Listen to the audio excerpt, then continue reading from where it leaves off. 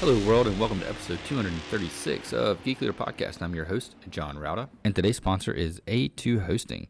I've been using A2 Hosting solid-state hosting solutions for our website at geekleader.com for many, many years now, and absolutely love their support, their service, and all the features that you get. You get access to cPanel. You get all of the things that you can imagine for a great WordPress experience, including their A2 optimized WordPress, which does extra security checks, extra lockdown. You can lock down your editor file so you can't edit anything inside there. You get alerts whenever there are file changes that are done. You can also do automatic updates, backups, and more with A2 Hosting. So highly recommend it.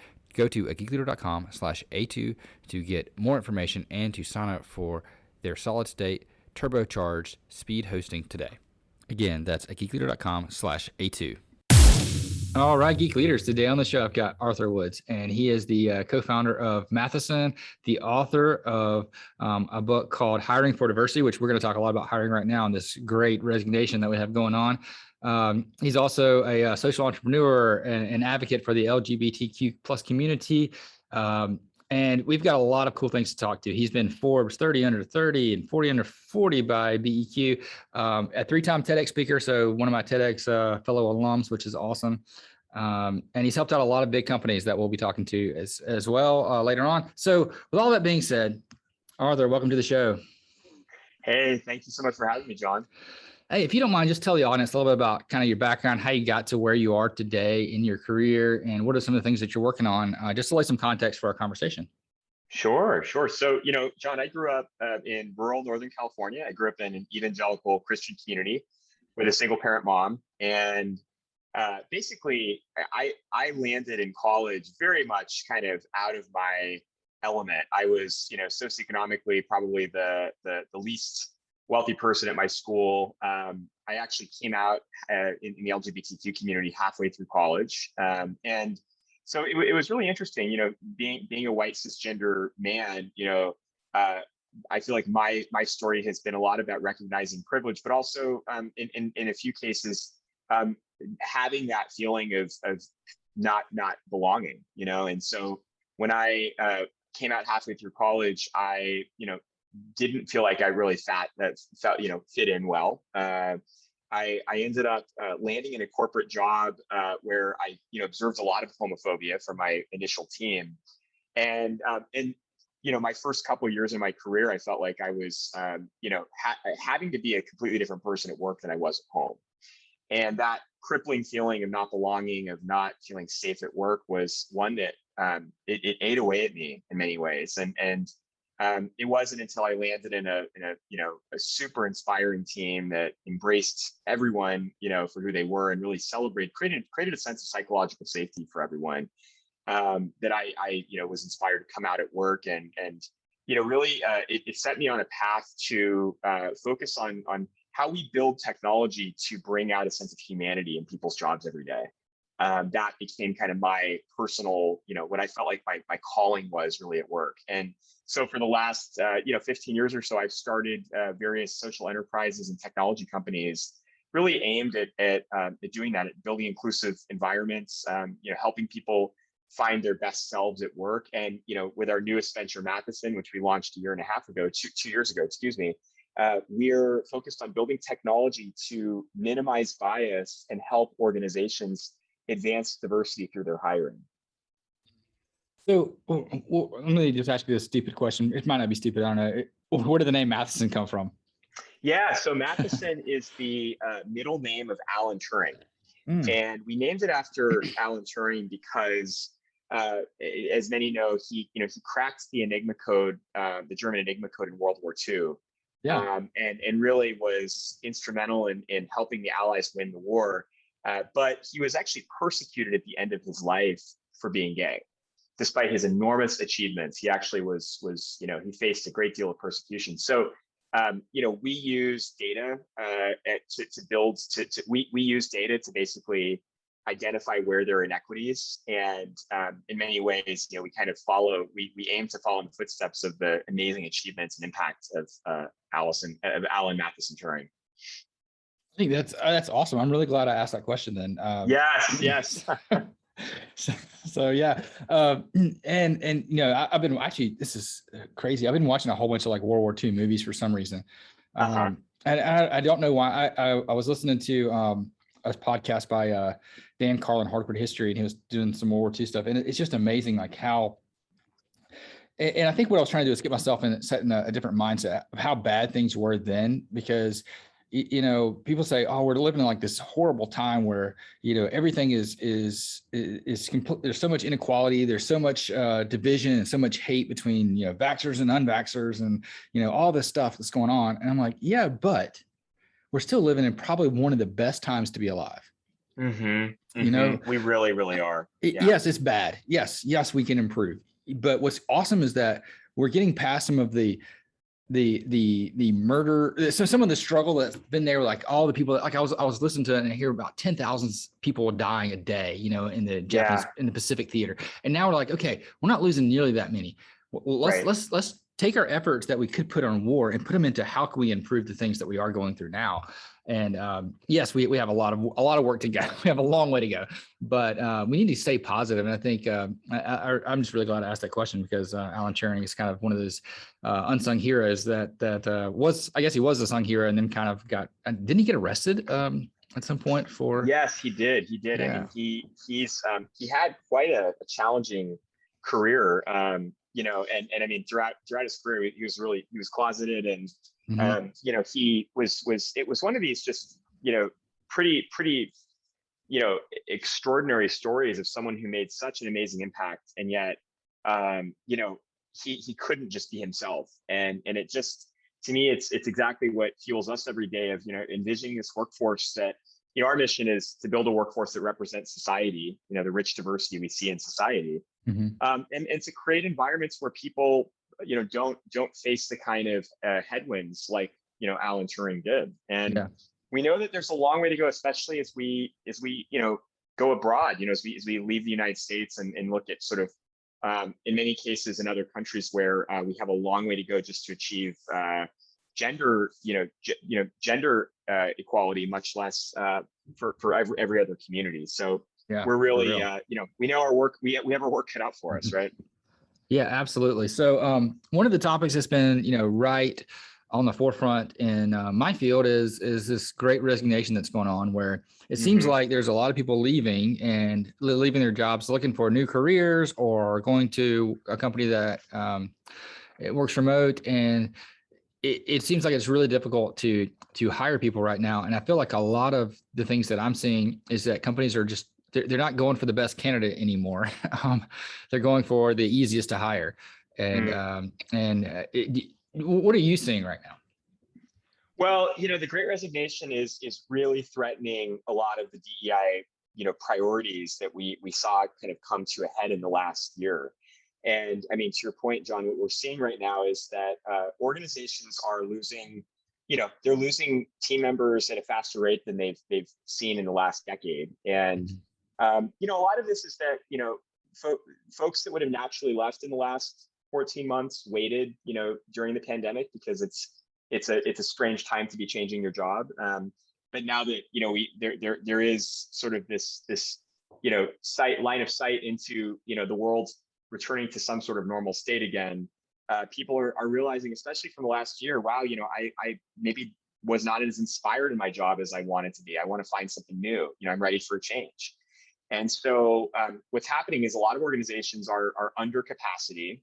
They're filling gaps, they're plugging holes as fast as they can. And there, to your point, trying to find the first person they can see, first person who moves, first person who's qualified.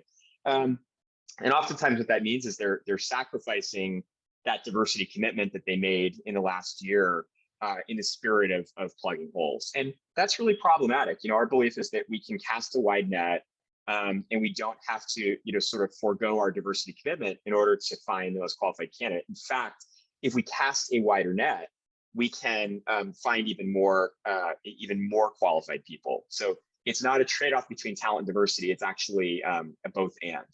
Yeah, no, I agree 100% with pretty much everything you said there. One thing that I run into when I'm trying to hire for a position is sometimes you're not getting that diverse you're not casting a wide enough net. How can we cast a wider net? And I think, let me tell a story real quick, just to kind of try to explain what I'm trying to ask a little bit better. So I teach part-time at Winthrop University. And one of the classes I teach is a junior and senior level digital information design class. And 2 semesters ago, right before COVID, we were teaching, we were still in the classroom face to face. And I was getting to a section on ethics, and there was a class of 22 students, and I only had 3 females out of the whole class. And it's not uncommon for that to happen in computer science courses. And we're talking about ethics. This is back when James Damore, I think is his name, the guy from Google that wrote this essay about how some of the diversity and inclusion things are hurting their candidate pools.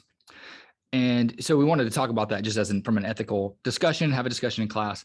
And it came up like, why are there only 3 females in this class right now, when if you look at the total population of the school, it's like 65% female? What is causing that? And one of the students spoke up and said, when I was graduating high school and I met with our guidance counselor to talk about careers, I told her that I wanted to become a computer programmer to make video games. And she told me that's not an industry for women and that I should get into graphic design instead. And that just angered me. Oh my gosh. Wow. That angered me. She said, you'll have a lot of trouble finding jobs in technology. And I'm like, look, I'm trying to hire people, and I was just talking to my support manager is a female, and she's hiring right now. And I asked her, she's having obviously a difficult time. I said, how many resumes right now do you have for your Helpdesk position have been female? And she's like, I don't know, I haven't paid attention. Let me go back and look.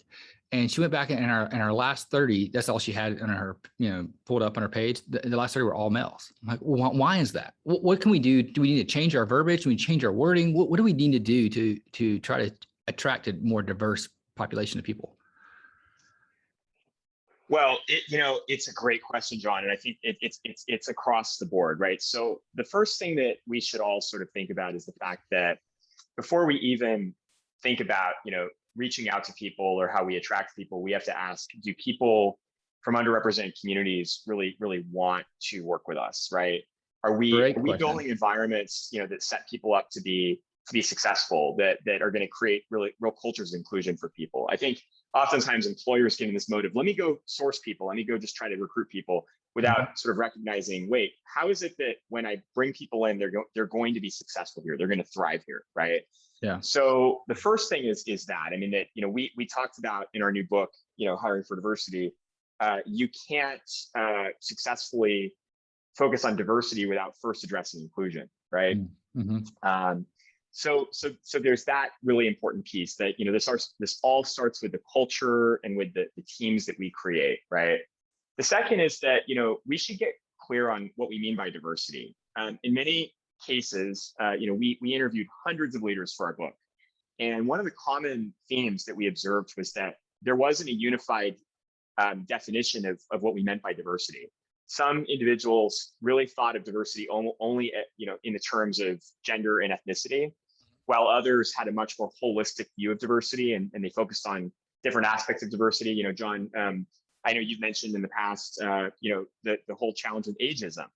This was a great example of the fact that the older experienced worker community, which is, soon to be one of the largest job-seeking communities in our workforce, only 9% of employers recognize the community as being underrepresented, right? Despite the extraordinary ageism that many people face. So we really discovered that we need to be clear about what we mean, or when we define diversity, when we reference diversity. We focused on 12 underrepresented job seeker communities as part of our work to really dimensionalize what we meant, right? Just so that vernacular was really clear. The final thing is as we're thinking about recruiting, we have to really address the fact that sourcing alone will not be enough. We have to ensure that every single step of the way, every single stage of our hiring process is accessible, equitable, and fair. And there are pretty visible cases of successful diversity sourcing efforts that have failed because job seekers have hit barriers in the process itself and have dropped out or have actually not advanced because of the great deal of bias they've experienced. So we really believe that the major themes we have to explore are embracing a holistic definition of diversity, building cultures of inclusion that set people up to be successful and to thrive when they're there, and thinking systemically, that every single step of our process, every stage of our hiring life cycle impacts our ability to successfully hire someone. Yeah, absolutely. And I know when, it was kind of one of those things like, I feel, and this is just a feeling, that a lot of companies want to promote that they are that diverse, that they are diverse. They have diversity inclusion classes and plans and programs all set up, but I don't think they're bought into what the true benefits of having a diverse team is. And the reason why I say that is because I have a friend that works at a company, and they started offering right after the George Floyd tragedy. They started offering this diversity inclusion classes and all these things. Yet, if you go look at their website and you pull up their leadership team and you're looking at it, it doesn't look like a very diverse group, and it doesn't feel like they really see the value in it and they really want to make a change. Whereas I know, like for my team, back I'm going to go back 10 years ago. When I actually had the ability to build a whole team from scratch for a web and mobile development group. And we didn't do this necessarily intentionally. It was more just out of necessity and maybe sheer luck, but we got an extremely diverse group of people, age, background, people from different countries, people from different religions, and we all got thrown in together. And the products that we produced were incredible. And part of it was because, we had some, this one lady on the team that she was, this is a small team of like 6 or 7. And we had one lady on the team, and she was over 60 years old.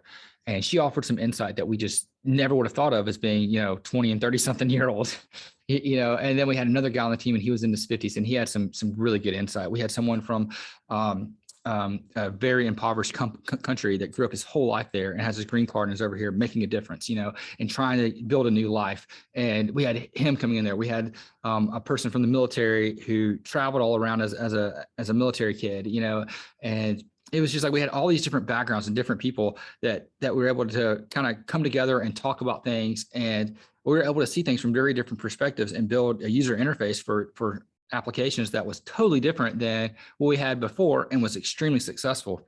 And I think people don't see that. They don't realize that, hey, we can reach a larger audience. We can have a bigger impact. We can make things that are so much better if we just pull people together from different walks of life and let everybody have an equal say and offer perspective and not just do something because something's in the news right now. I could not agree with that more. And, that really, it accentuates the whole kind of spirit behind this work, which is this is not just work that we're doing because it's good for the world or because, there's some sort of charitable need. It's because it's actually what's best for our organizations. It's best for what we're building. It's best for the people we're trying to actually, attract as customers, and the way best for the employees and for the team members. Right. Yeah. Right. Yeah. I think somehow we have to get that message. I don't know if it's at the board level or where that needs to come from, but it's there, and it's glaringly obvious to me who's kind of been there and seen it from the bottom up, but I don't know how to get it from the top down. I think a lot of it actually comes down to getting leaders to sort of turn the dial on themselves a little bit and ask, why does this matter to me so much personally? It's easy for us to sort of remove ourselves as individuals and just say, oh, this is all about our organizations, right? Mm-hmm. And the truth is, as we know, we really have to think about the fact that this all starts with leaders, their individual stories, whether as white allies or whether as team members from underrepresented communities. We have to really ask ourselves, why does this matter to me? What is my personal role and my identity in this work? Because otherwise we remove ourselves from the equation, and this work isn't very it becomes really impersonal, right? Yeah, I love what you just said there about making it about, I think whenever we do make it personal, whenever we make it something that's emotional, it ties to an emotion or someone or someone you care about, it really it causes more change. And one of the things when our team, we were talking about building a project one time, and it was just to move a button on a screen somewhere to a different location. And the more we talked about it, we realized that if we could just, because that was the request. They said, well, let's move the close button from the bottom of the screen to the top of the screen. We can close tickets easier. Like, why don't we make a batch close and do that? But before we got to that point, we were asking, well, what's the importance of this little change? And Right. whenever the person said, well, this is because our technicians work really hard. They're really hard working out in the field, out in the hot sun, and they come in at the end of the day and have to spend 10 minutes closing out all their tickets from the day. If they could just close them all, they could get home to their kids 10 minutes faster and enjoy time with their families. And, they spend more time with their husband or with their wife. And, Right. and it's a big difference, and when we're able to express it, like you've given every one of these 100+ technicians 10 minutes back at the end of every day. That's a Yeah. big deal. Oh, it's huge. It's absolutely massive. I mean, that adds up tremendously right now, and I think that that's something that, in many cases people have not embraced. And, I think just remembering that we're talking about human beings, that over the last year have not had the most ideal experience when it's come to work, and have faced pretty significant obstacles, and have been navigating a pandemic while, continuing to work and usually support families. And so, it's I think like, one of the major themes as well of all of this as leaders is to just, to lead from a position of empathy. Part of that is to bring vulnerability into the way that leaders themselves tell their stories and share why this work matters, but also just to remember that our team members are human beings. And if we lead with empathy, that's always the right move. I think a lot of leaders forget that, with all the hustle and bustle of what's happening in the world right now, it's just easy to say, get back to work. We need to deliver, to forget that, we're talking about people, to your point, right, John? Yes. And so help me out here. How can I struggle with this? I struggle with empathy. I have to really work hard at it. and I know some people, it feels like it just comes naturally, but I know that's with everything. Everybody has to work at everything in different phases and different parts. For me, it's empathy. I unless I am intentional about it, it's hard for me to put myself in other people's shoes. And let me give you just a little background. Whenever I'm doing a one-on-one, I always book about 10 minutes before the one-on-one. And I put something in my calendar too, like 10 minutes before the one-on-one to alert me so that I close out what I'm doing and I sit and I try to imagine what the person's day has been like. And I think back, okay, does this guy have kids? And okay, so he has 2 kids and he's got to drive 20 minutes to work. He's got to drop his kids off first. What if the kids were having a bad day? What would that be like? What was the drive like? Is it raining outside? Oh, it is. So traffic's probably bad. He's probably frustrated with that. I have to go through like the whole person's day before I have a meeting. Otherwise, I end up just dismissing so many things. I think, why is that bothering you? And it's one of those things I have to work at. How can I lead with empathy, like you said? Well, it's a great question. And, the truth is, I think what you're doing, John, of slowing down and scheduling time is exactly right. I don't think any leader, unless a leader has a great deal of narcissism or is completely out of touch, most leaders have great intent. They want their teams to be thriving and to be successful, and they want people to be happy. I think that intent, doesn't always get translated to impact when we rush, when we micromanage, we put ourselves and other people under a lot of pressure. So being able to take that intentional time to schedule a little bit of a reflection before your one-on-one is really powerful.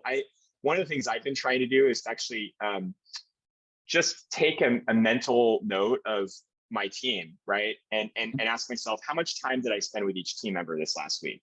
When was the last time I praised one of my, that person for a great job that they did? When was the last time I asked them if they could use any support, or if I could help them in any way? And what can I do? How are they actually doing? How can I just ask them, how clear am I in terms of how each person is doing? And if I don't really have great answers to those questions, or if there's any type of imbalance, I tend to find that that's an area where I can focus. And that's a great way of using systems to actually have empathy. Empathy is not about just everything being off the cuff and organic. It's actually about being super intentional. And by taking that mental note, by scheduling time for this kind of reflection, we're able to go the extra mile in terms of our proactive support for team members. And I think it's also setting the precedent that one of the things I've been spending a lot of time thinking about this last year is this whole concept of psychological safety and how we, especially in a time when people, everyone is coming from a different emotional state right now, right?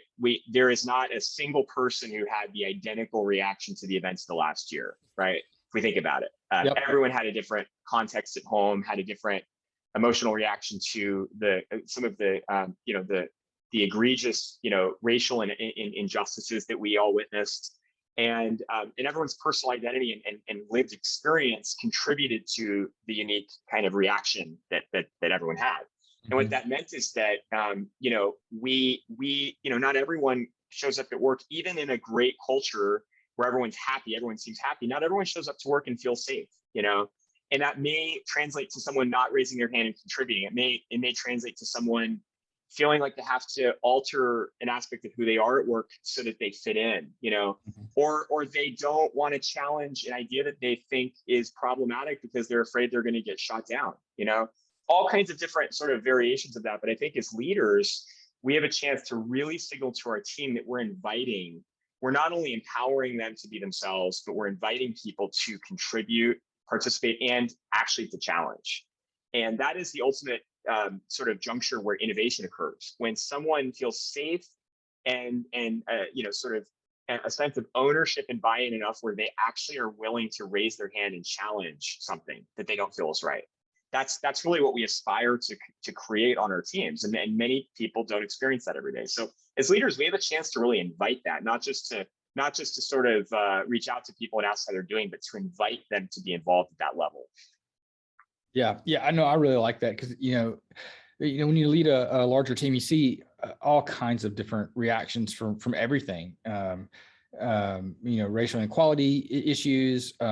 You saw some people that were very upset, and rightly so, of the way certain things were handled. And then you see, then the pandemic is all going on right in the middle of this, where some people are distrustful and other people believe certain things. And there's it's like the world has never, in my lifetime, has never seemed, at this divided among different topics, and they're all kind of coming along at the same time.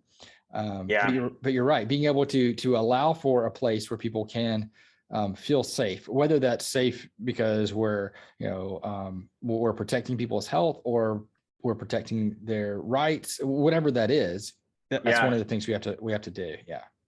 We really do. And I think it's very complicated, what this has meant. And John, I'm sure you feel this as well, just as a leader, managing teams, right?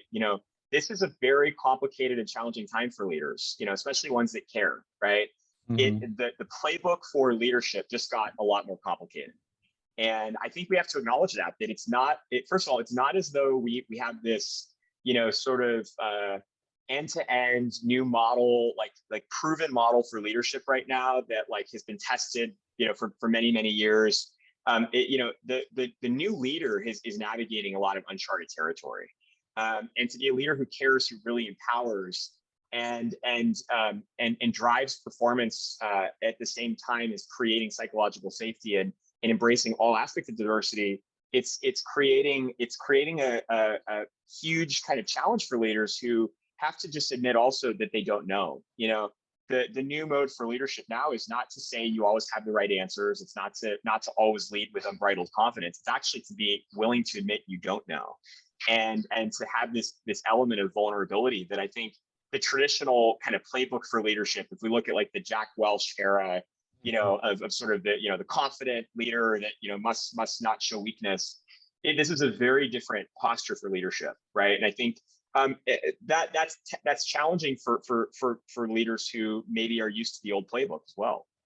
Yeah, absolutely. I think that's, and there are a lot of things that you can do when you don't know to still be a confident, great leader.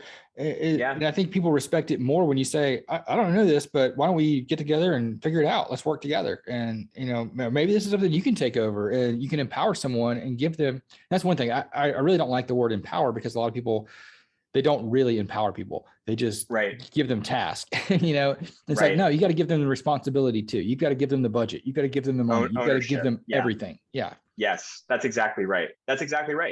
And the truth is, a lot of leaders are not aware what empowerment means, because they believe that empowerment is the antithesis of it's the antithesis of control, and it really is. Yeah. You have to, deeply rooted in the idea of empowering someone is trusting them, right? It's giving them a sense of autonomy, but it was also support. And I think a lot of leaders have trouble striking that balance.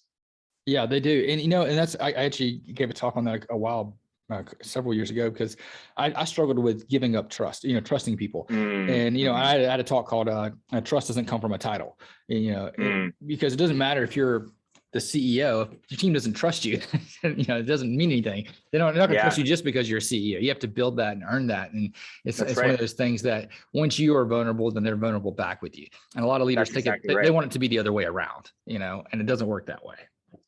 Well, that's right. And I do think this is something we have to signal to our teams, that this is a two-way street. This is something that it's not as though you need this sort of super empowering leader who alone is just going to pull their teams along. We have to signal to our people that they're empowered to raise their hand. They're here to, the best meetings that I have are the ones that my team members manage up, right?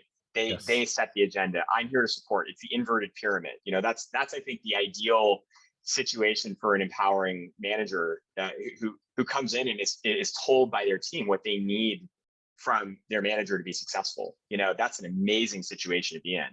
And I think we have to coach our team members in how to run meetings that way, how to sort of manage in that way, Yeah, I think you're absolutely right, because it's one of those things where, like you said, if you read those old, books where you're cutting the bottom 10%, and it seems like all of the, bosses just knew everything. They came in, they, dictated the way things would be, and this is the way it was. They had these brilliant, mindsets, and everybody just kind of followed along. But today we live in a world where those one person's, unless you're Elon Musk, you're not going to have the most brightest ideas all the time, right? You're going to need a team of people behind you that can offer suggestions and you can collaborate with, because the best ideas come from collaboration. They do. They really do. I could not agree more with that. And that's, I think, a beautiful aspect of what you mentioned earlier, just in terms of the case for diversity, is that, when you have a psychologically safe environment where, we're basically able to start having, such rich diversity of thought that, everyone is contributing and innovating together, and you're getting perspectives you'd never get before because you have such rich diversity in the room. That's such a powerful place to be, right? We really don't see that across the board very often. And so I just think that it sounds like that's something that you've really created for your team, right? I've tried, and I still try. It's like it's a constant, adjustments of things. You always have to try to make sure you have a diverse team, but also one that communicates well together and talks well together and shares. And we realize that we are a team and we're going to have each other's back. And, I developed, kind of cultural norms for our group. That's just for our group, just for technology, that the rest of the business knows nothing about, that we can kind of build upon. And, we meet on a regular basis. I try to do it quarterly, but it tends to fall into like twice a year, where we go up over them. We see if anybody has anything they want to add to them. We want to, how can we be better? How can we have each other's back? That's one of our things, is have each other's back, which we talk about. We can talk crap to each other all day long while we're in technology, but once we step on that floor, we have each other's back, because we are seen as one, and we're gonna exactly right. Be a That's team. Exactly right. I love that, John.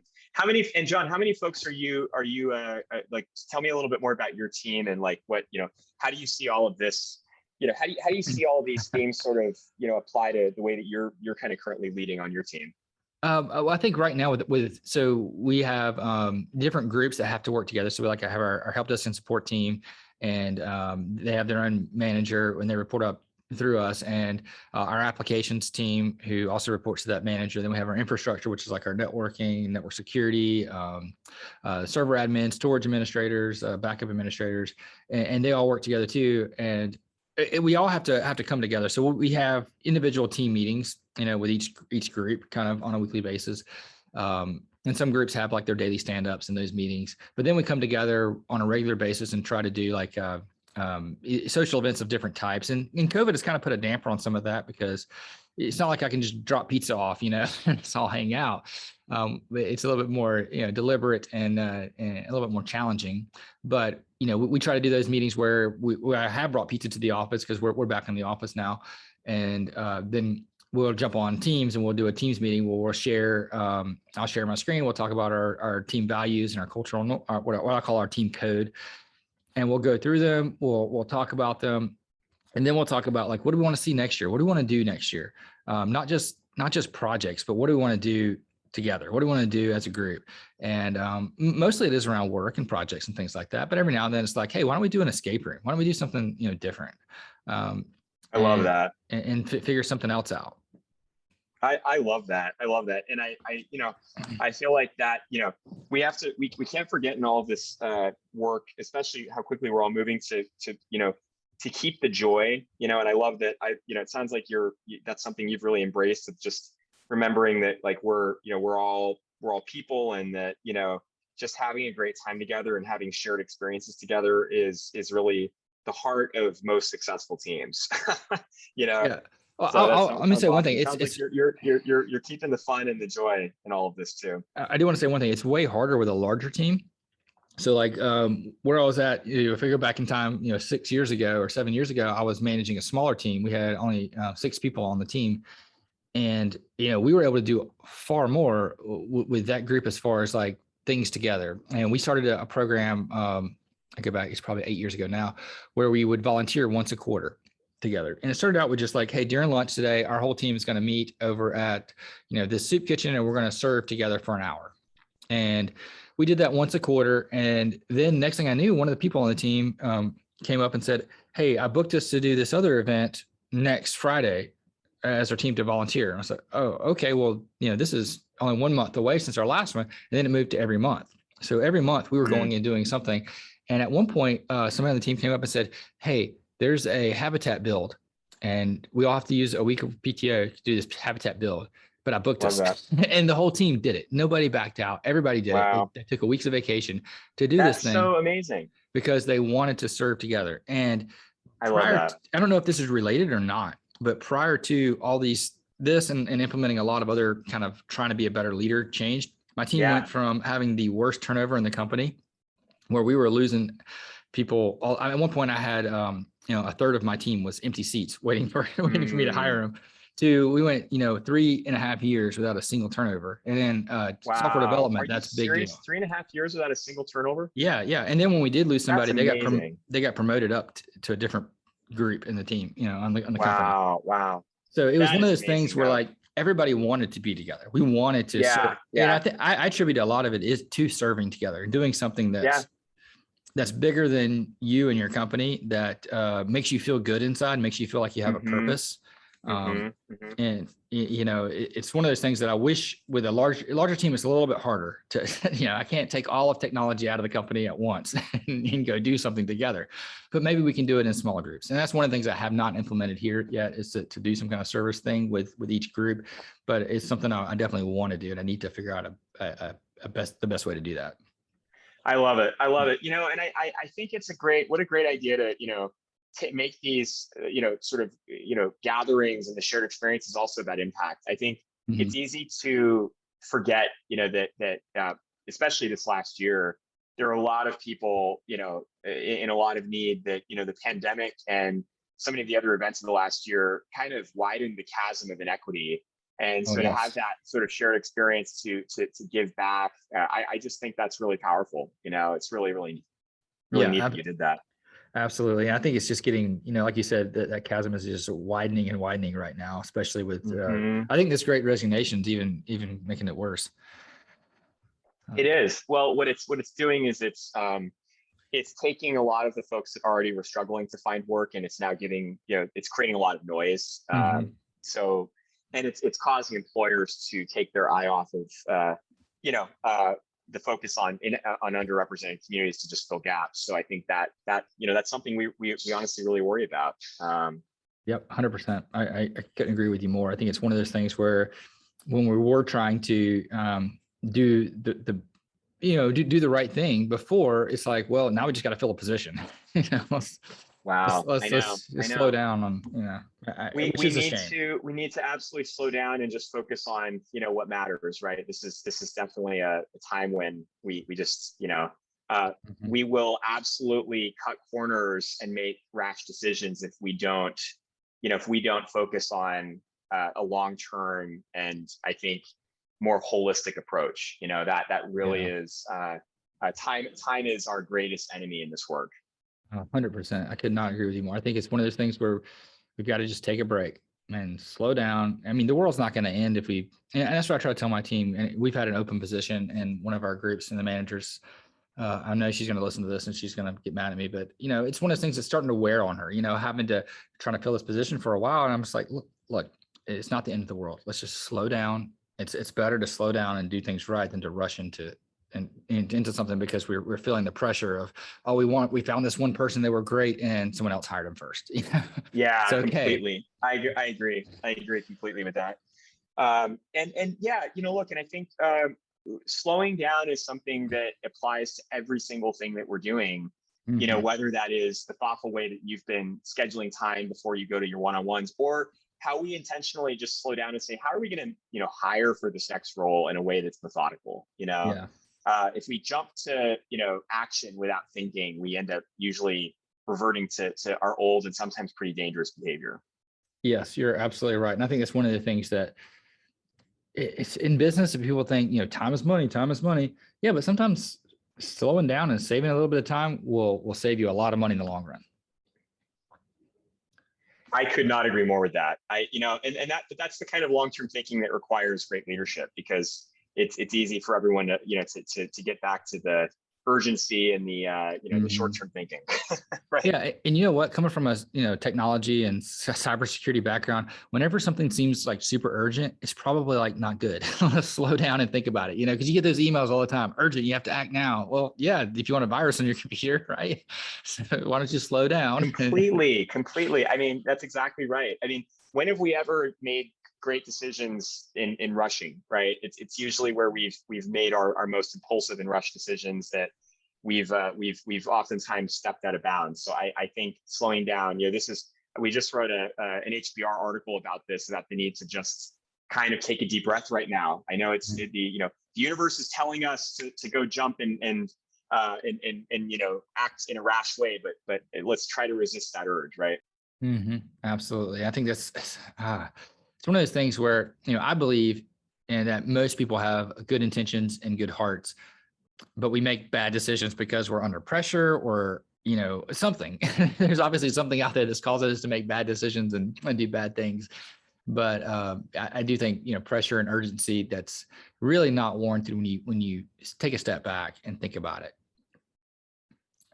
I completely agree with that. And that's just something that everyone needs to hear much more often.